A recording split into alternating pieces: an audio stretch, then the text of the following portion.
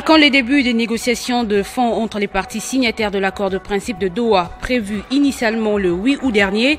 La question est sur toutes les lèvres. L'espoir de la reprise des pourparlers tend à s'envoler.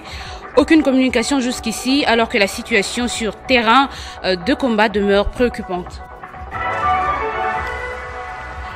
Le Congo-Brazzaville célèbre ce 15 août 2025 le 65e anniversaire de son accession à l'indépendance.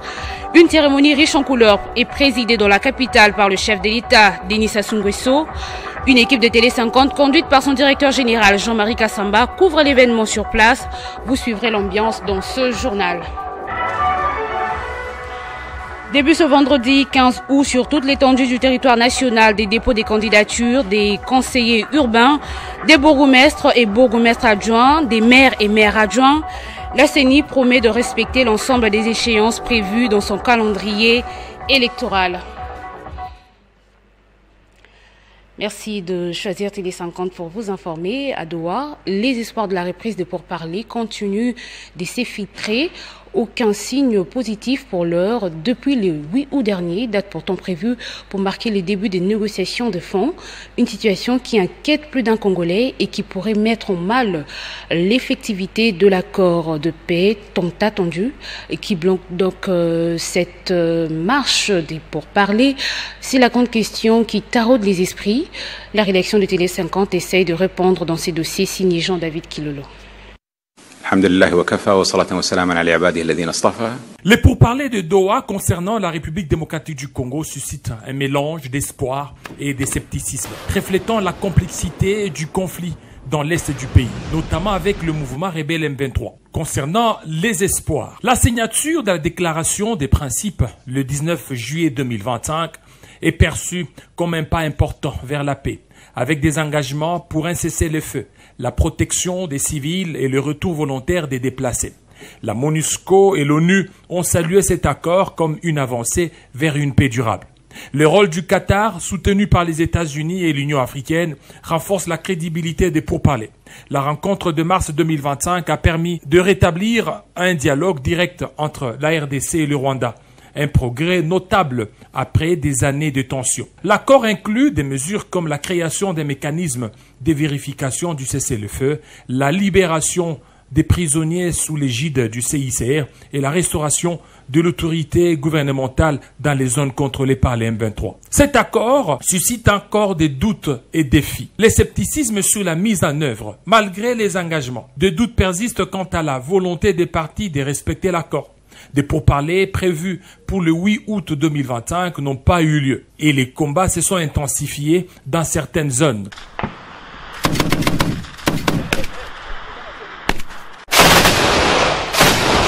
Certains observateurs critiquent les pourparlers pour leur caractère superficiel, évitant des questions clés comme les rivalités ethniques, les griefs historiques et la compétition pour les ressources. L'implication présumée du Rwanda dans les soutiens du M23 reste un point de friction. Des voix notent que l'accord ne lierait pas les M23, qui pourraient ne pas se conformer au terme. L'exclusion de l'EAC dans le processus de Doha est critiquée pour affaiblir l'appropriation régionale de l'accord, essentiel pour une mise en œuvre efficace. Avec plus de 7 millions de déplacés et une insécurité alimentaire alarmante, la mise en œuvre rapide des engagements est cruciale pour répondre à la souffrance des populations. Tout retard pourrait exacerber la méfiance. Les pourparlers de Doha représentent une opportunité significative pour stabiliser l'Est de la RDC. Mais leur succès dépend de la bonne foi des parties, de la mise en œuvre effective des engagements et de l'implication des acteurs régionaux. Les pourparlers de Doha oscillent entre un espoir prudent, porté par des engagements internationaux et des avancées diplomatiques, et des doutes légitimes face aux défis structurels et aux antécédents des conflits non résolus. La période à venir, notamment les négociations prévues pour finaliser un accord global, sera décisive pour déterminer si ces efforts se traduiront par une paix durable. En bref, le gouvernement Soumina II tiendra son tout premier conseil des ministres ce vendredi, une réunion qui s'annonce décisive puisqu'elle va définir la ligne de conduite à suivre pour la nouvelle équipe installée dans un contexte sécuritaire fragile. L'exécutif national est appelé à relever le défi sécuritaire et mettre fin à la guerre. Et puis Félix Tshisekedi et sa famille politique, l'Union sacrée, ont échangé jeudi. Plusieurs points ont été abordés, parmi lesquels l'adoption de la nouvelle charte, le règlement intérieur de l'Union sacrée de la nation, ainsi que la convocation et la fixation de la date du congrès de cette plateforme, annonce la présidence de la République. À l'issue des 6 assises prévues pour le 30 août prochain, la nouvelle charte de l'Union sacrée de la nation devra être adoptée, dit le cabinet de Félix Tshisekedi. Je lisais dans les titres 65 ans de l'indépendance du Congo-Brazzaville. Une cérémonie riche en couleurs est présidée dans la capitale par le chef de l'État, Denis Sassou Nguesso. Parade militaire impressionnante en présence de plusieurs invités de marque et une population qui salue la stabilité vécue depuis 1990 dans ce pays voisin de la République démocratique du Congo. Une équipe de Télé50 conduite par son directeur général couvre l'événement sur place.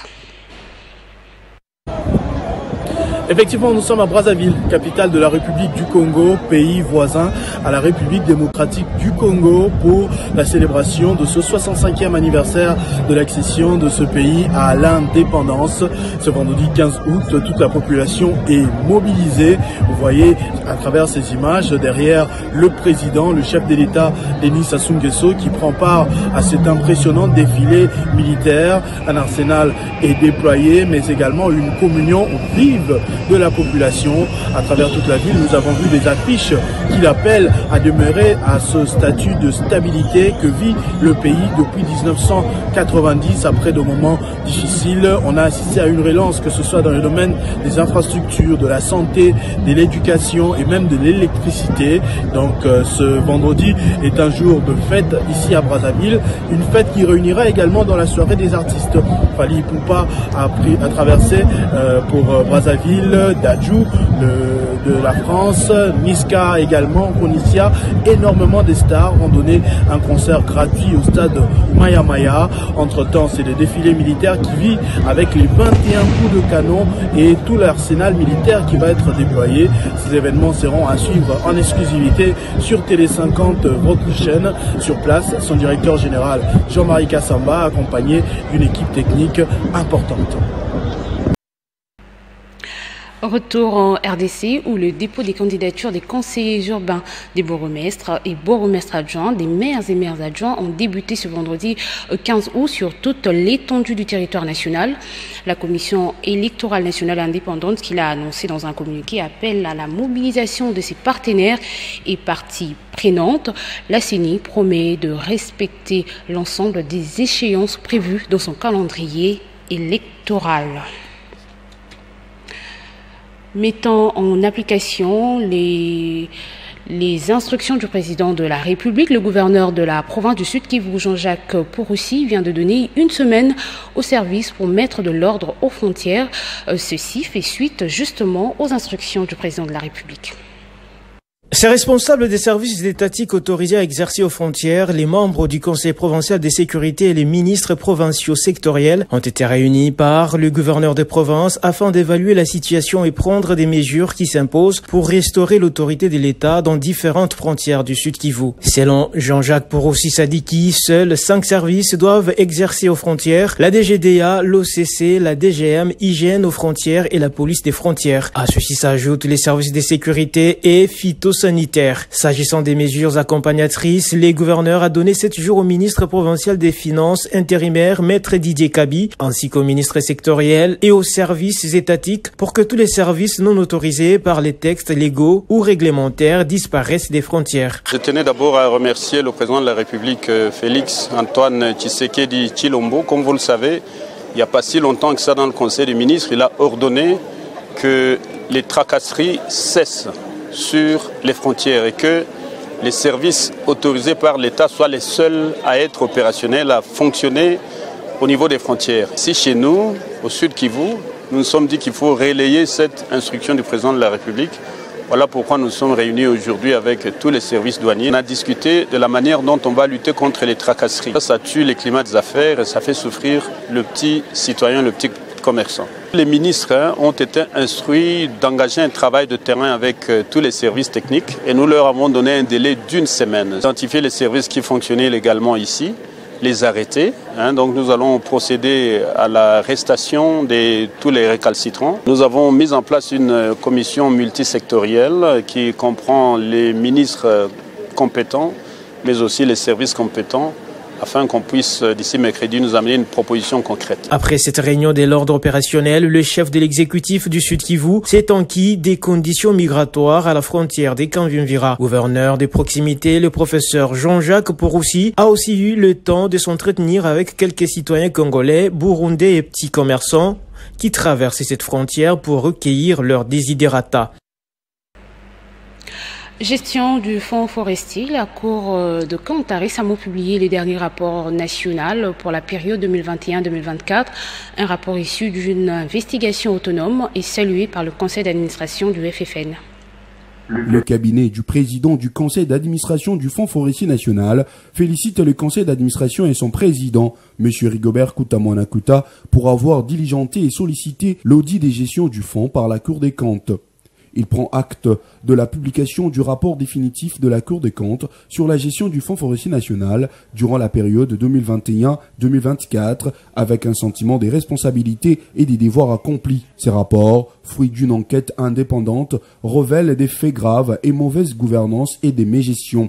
Ces faits, qui avaient déjà été dénoncés par les conseils d'administration du FFN suite à un diagnostic alarmant, incluent l'écoulage de recettes, la minoration des taxes, les financements de projets de reboisement fictifs et les détournements d'au moins 22 millions de dollars américains des deniers publics. Les conclusions du rapport de la Cour des comptes confirment point par point toutes les dénonciations que le président du conseil d'administration, Rigobert Kouta-Mouanakuta, avait transmises depuis 2023 à la Cour des comptes, aux organes supérieurs des contrôles, au parquet et au ministère de l'Environnement. La publication de ces rapports vient donc confirmer, preuve à l'appui, que ces dénonciations étaient fondées et que le fait était exact. Cette reconnaissance officielle de la mégestion qui gangrène les FFN depuis sa création rétablit l'honneur du président du conseil d'administration et met en évidence son engagement pour la transparence et la bonne gouvernance, sans préjudice des suites que les cours et tribunaux réserveront aux conclusions du rapport. L'amélioration de la gestion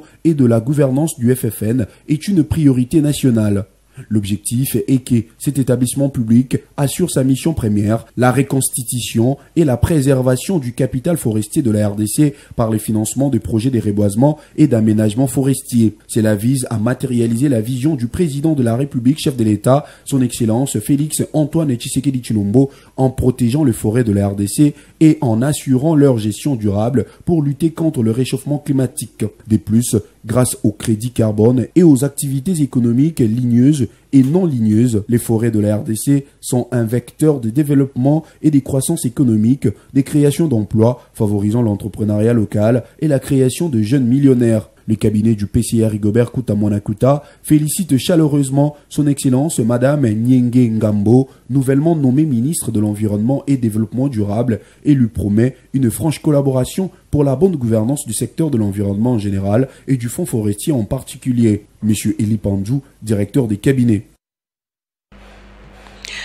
À quelques jours de la rentrée scolaire, la gouverneure du Lualaba, Marie-Thérèse Masuka Saini, a lancé la campagne de sensibilisation sur la scolarisation des enfants. L'autorité provinciale s'est rendue dans le village de Wansela et Lualaba Mpanja, dans le territoire de Muchacha, où elle a exhorté les parents à envoyer leurs enfants à l'école. Elle a également distribué des fournitures scolaires aux enfants en âge de scolarité, un geste salué par la population rurale. La rentrée scolaire pointe à l'horizon. Au Lualaba, la gouverneure Fifi Masuka Saini s'élance déjà dans une vaste campagne de sensibilisation sur la scolarité des enfants dans les milieux ruraux. Première étape de sa tournée, c'est mardi 12 août, les villages Wansela, situés à plus ou moins 50 km de Kolwezi. Ici, l'autorité provinciale a eu droit à un accueil chaleureux des chefs traditionnels et de la population mobilisée depuis les premières heures. C'était l'occasion pour les chefs du village Ouansela de remercier l'autorité provinciale Fifi Masuka Saini qui fait de l'éducation des enfants son cheval de bataille dans son quinquennat, surtout dans le Lualaba profond, tout en faisant une mention spéciale sur son conseiller en matière de l'éducation, Christian Kanimbu. S'adressant à la population, la chef de l'exécutif provincial a exhorté les parents à inscrire massivement leurs enfants à l'école pour leur garantir un avenir meilleur. L'autorité provinciale a par ailleurs annoncé la construction des nouvelles écoles et des centres hospitaliers dans ces coins du territoire des Muchacha pour appuyer la gratuité de l'enseignement et de la maternité prônée par les chefs de l'État, Félix Antoine Tshisekedi Tshilombo. Leo milikuia batoto kitoko. Juu tunapasha kumiankuraje kupeleka batoto kumasomo. Niwe mambo kani beko nayo. Aina vile matatizo yote minaishikia. Nilipenda nifike sur place, niangalie pamoja na ba ministre tunakuya napo banashikia bananjika. Aux côtés de quelques membres du gouvernement provincial, Fifi Masuka Saini a distribué les fournitures scolaires aux enfants en âge scolaire. Il s'agit essentiellement des sacs, des livres et autres accessoires. Papa Antoine Tshisekedi Félix, merci beaucoup pour kumutuma maman gouverneur. La même campagne s'est poursuivie à Lualaba Mupanja où la gouverneure Fifi Masuka Saini a posé les mêmes gestes en faveur des enfants venus des villages Massamba, Katebi, Kipepe, Mupanja et Mwanzampangu. Objectif, leur faciliter l'accès à l'éducation des bases. Cette campagne entamée par l'autorité provinciale Fifi Masuka Saini vise à réduire sensiblement les taux de déscolarisation des enfants, surtout dans les milieux ruraux. Et dans le monde, Donald Trump et Vladimir Poutine se rencontrent en Alaska ce vendredi 15 août. L'objectif est de conclure un accord mettant un terme à la guerre en Ukraine.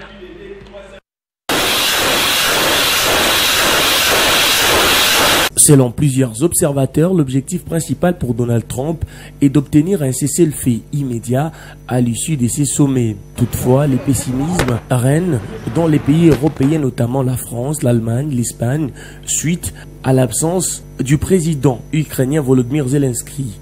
Les grands absents de cette réunion affirment qu'aucune solution serait prise sans la présence de l'autorité ukrainienne. La délégation russe comprendra plusieurs personnalités des divers secteurs du pays. C'est une première rencontre entre un président américain et un président russe depuis 2021 et ça sera la première visite de Vladimir Poutine sur les sols américains depuis 10 ans. Une conférence de presse conjointe est prévue entre les deux dirigeants à la fin de la rencontre. Les regards du monde entier est tourné vers cette rencontre qui est une option des résolutions de ces conflits.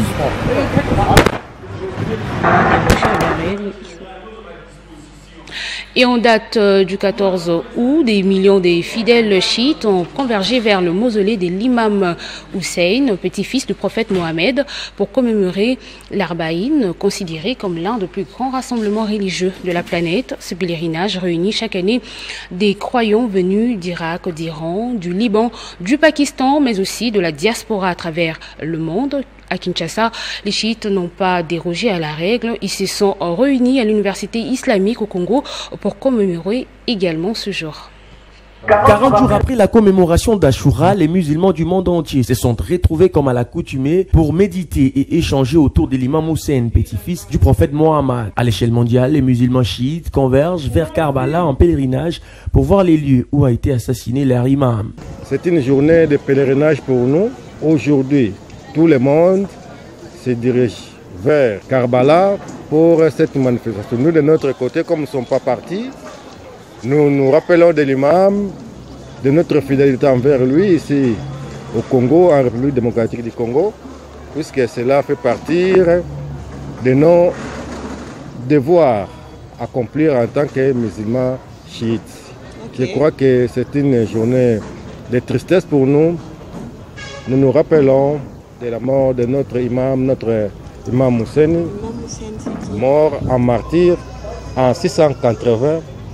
En RDC, la communauté chiite a commémoré ces jours dans une cérémonie sobre au sein de l'université islamique au Congo, où plusieurs musulmans sont venus honorer la mémoire de ces derniers.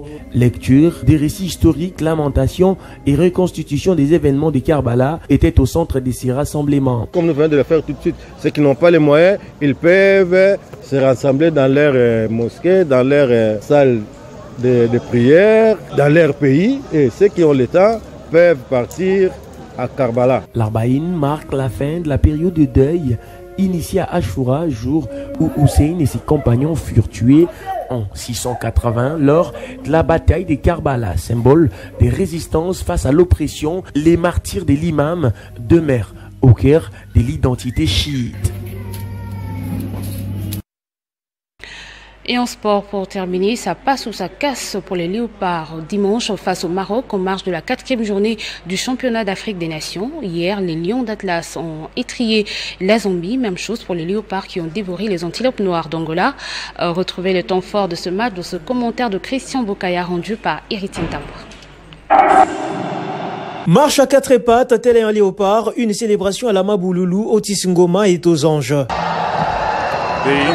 Dans un match aux allures d'une demi-finale, les léopards vont dévorer les antilopes noires d'Angola, reproduisant la copie du match contre la Zambie. Conscient de l'enjeu de ces matchs, l'Angola cherche à dicter son tempo pour allumer la mèche. Son succès, Brudel et Fongué, est bien en place.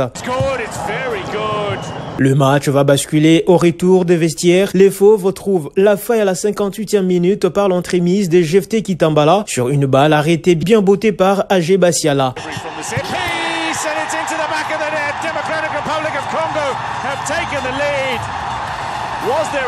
12 minutes plus tard, Jonathan Mokonzi va corser la mise sur un excellent service de Agé Bassiala selon les scores de l'Angola.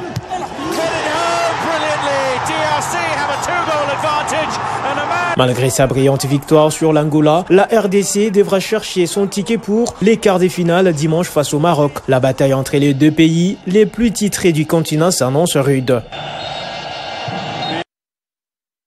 On va prendre le rappel des titres.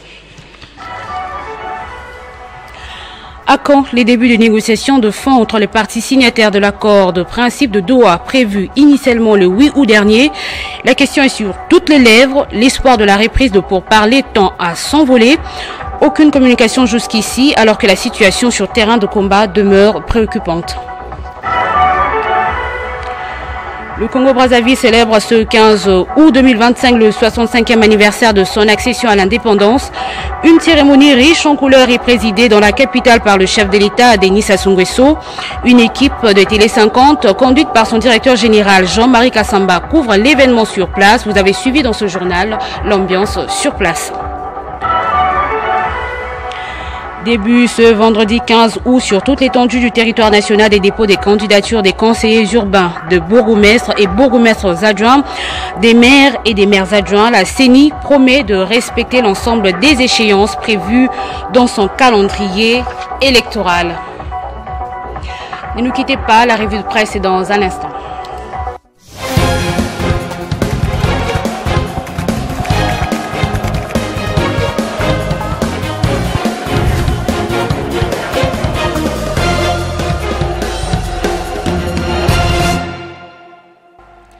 Et c'est avec Héritier Ntamboua qui me rejoint de l'autre côté du plateau. Bonjour et bienvenue. Merci beaucoup Joël Iselona et salutations respectueuses à toutes ces personnes qui nous suivent de partout. Alors, quoi de neuf pour la presse de ce vendredi, Héritier?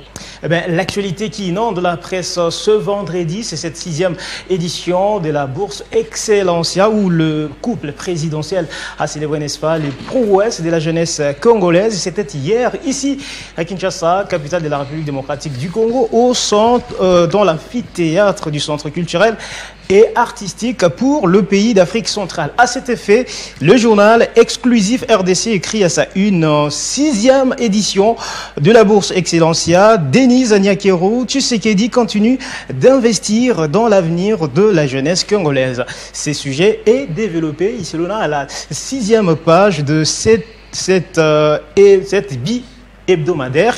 Le média nous fait savoir que fidèle à sa vision de promouvoir l'éducation et d'encourager la jeunesse congolaise à viser l'excellence, la très distinguée première dame Denise Nyakeru a une fois de plus honoré ses engagements en récompensant les meilleurs élèves du pays. À ces mêmes sujets, les quotidiens Forum des As pointent à sa 4e page, 6e édition de la bourse Excellencia. Le couple présidentiel honore 79 lauréats. Je fais de l'éducation un pilier central du développement humain, déclare Denise Nyakeru. Le chef de l'État et son épouse ont remis hier jeudi des bourses Excellencia 2024-2025 aux nouveaux finalistes des humanités sélectionnés parmi les meilleurs lauréats de l'examen d'État édition 2025. Pour ces quotidiens, le programme distingue l'excellence scolaire et accompagne les meilleurs diplômés d'État congolais. Exprimant sa joie sur son compte X, l'autrice de cette initiative, la première dame de la République, laisse lire: quel bonheur de voir briller les visages de nos 206 nouveaux lauréats, parmi lesquels 79 nouveaux lauréats du programme Excellencia, 64 nouveaux lauréats du programme Excellencia Luala Babora et 63 lauréats du nouveau programme Excellencia Wantashi. Alors, votre deuxième sujet, gouvernement souminois 2, la série de remises-reprises a touché à sa fin. Place au travail. Eh bien, vous l'avez dit, c'est l'heure du travail, mais il y a quand même lieu de saluer quelques prouesses qu'ont fait montrer les membres du gouvernement souminois en vue de les encourager, n'est-ce pas, à faire encore mieux. C'est le cas, bien sûr, du journal Le Phare, qui a abordé cette question avec ce titre: nouveau ministre de l'aménagement du territoire, Boussa, ovationné au portefeuille. Ces tabloïds renseignent qu'ayant été l'un des ministres le plus attentif du portefeuille de l'État, la sortie de cette figure politique des installations du ministère du portefeuille dans le gouvernement souminois 1 a été, n'est-ce pas, saluée par les agents de l'administration publique le jour de la remise et reprise. Selon Le Phare, Jean-Lucien Boussa Tongba a quitté le ministère du portefeuille la tête haute, Joël, en raison de son bilan élogieux ponctué de multiples réformes. Le même avis est partagé par le média Commerce Actu, qui laisse toute sa une à ses désormais ministres de l'aménagement du territoire. Je l'ai dit, Jean-Lucien Boussa. Les journaux écrits cependant: portefeuille Jean-Lucien Boussa, un bilan élogieux et un leadership axé sur la réforme. Durant son passage à la tête du portefeuille, rappelle Comex Actu, Jean-Lucien Boussa a initié des réformes profondes qui ont redéfini la gestion des entreprises publiques. Le rédacteur de cet article de presse ajoute qu'il a résolument tourné le secteur vers une gouvernance axée sur les résultats et la transparence, instaurant notamment la signature de contrats mandats pour les représentants de l'État dans les entreprises du portefeuille. Pour finir, ces actions témoignent, souligne le média, à sa 5e page, une volonté de professionnaliser le secteur et de l'aligner sur les standards de gestion modernes, laissant un bilan salué par tous et tous les Congolais, également vous, Joël Iseluna. Merci Eric Ntambwa pour toutes ces informations. Je vous en prie. À vous également, chers téléspectateurs, merci de nous avoir suivis de partout.